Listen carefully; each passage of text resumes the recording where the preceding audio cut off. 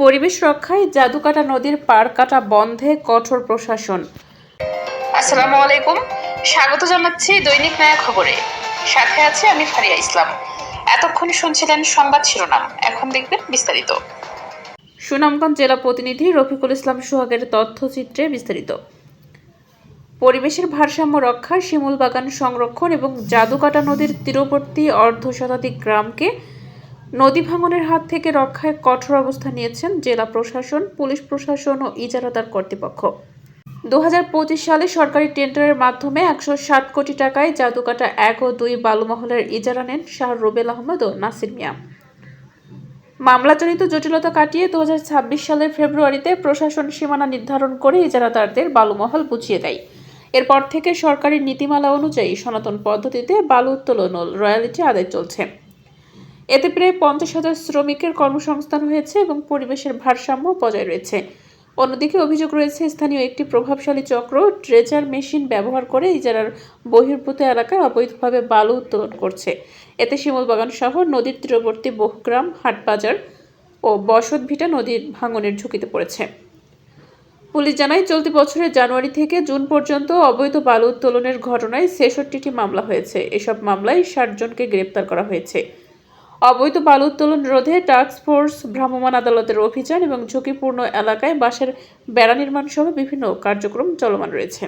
এবং এখানে অন্যান্য অংশীজন যারা আছে সেই অংশীজনকেও কিন্তু এগিয়ে আসতে হবে। পরিবেশ অধিদপ্তর, নদী রক্ষা কমিশন, বিআইডব্লিউটিএ তাদেরও কিন্তু মোবাইল কোর্ট করার সুযোগ আছে, তাদেরও মামলা দেওয়ার সুযোগ আছে এবং সেই সব সর্বক্ষেত্রে আমরা পুলিশের সহায়তা করেই যাচ্ছি এবং এটি করব।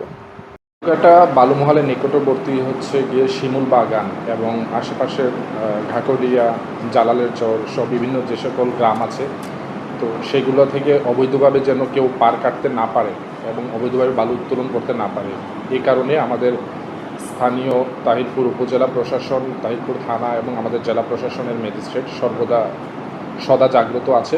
প্রতিনিয়ত মোবাইল কোর্ট হচ্ছে, নিয়মিত মামলা দায়ের করা হচ্ছে। সম্প্রতি শিমুল বাগানের নিকটবর্তী জায়গায় বাঁশ দিয়ে বেড়া দেওয়া হয়েছে যেন হচ্ছে গিয়ে নৌকাসমূহ সেখানে প্রবেশ করতে না পারে এবং অবৈধভাবে পার কাটতে না পারে। আমরা পার কাটার বিপক্ষে সবসময় অবস্থান নেই এবং নিচ্ছি। বর্তমানেও এই জেলা প্রশাসক মহোদয় মোবাইল কোর্টের ব্যবস্থা করেছেন। আমরা আমাদের বিভিন্ন ভলান্টিয়ারের বিভিন্ন স্থানে আছে এবং প্রতিনিয়ত মোবাইল কোর্ট পরিচালনা হচ্ছে। আমরা বিশেষ করে যে আমাদের ইজারাদারের পক্ষ থেকে আপনাদের যে সহযোগিতাটা চাচ্ছি সেটা হচ্ছে যে পারগুলা আপনারা এলাকার বা আপনাদের কাটা হয় সেই পারের স্থানীয় লোকদের একটা অবস্থানে যেতে হবে।